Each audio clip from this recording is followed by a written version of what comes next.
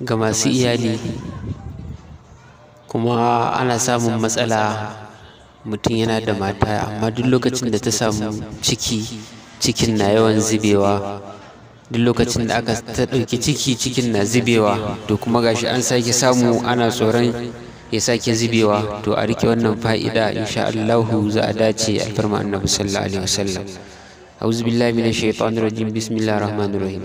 اللهم صل صلاة كاملة وسلم سلاما تاما على سيدنا محمد الذي تنحل به العقد وتنفرج به الكرب وتقضى به الحوائج وتنال به الرغائب وحسن الكواتم ويستسقى الغمام بوجهه الكريم وآله وصحبه في كل لمحة ونفس بعدد كل معلوم لك.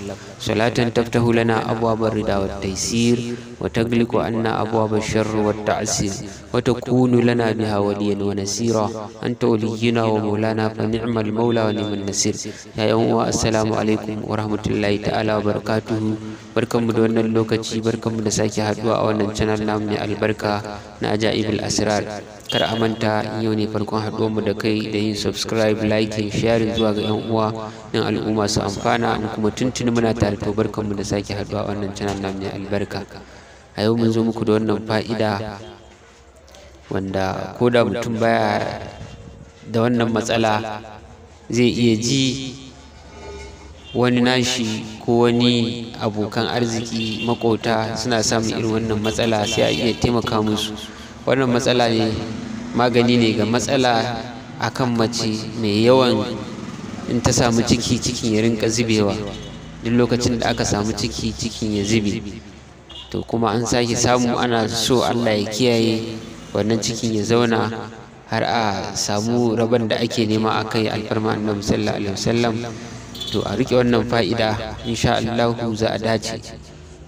Wannan fa'ida ayatul kursiyu ne ake rubutawa. Ayatul kursiyu ake rubutawa kafa 50. In an rubuta ayatul kursiyu kafa 50, a wanke, sai a matsa lemun tsami ƙwara 7 a ciki. A matse lemun tsami ƙwara 7 a cikin wannan rubutu na ayatul kursiyu kafa 50, sai a bata ta sha.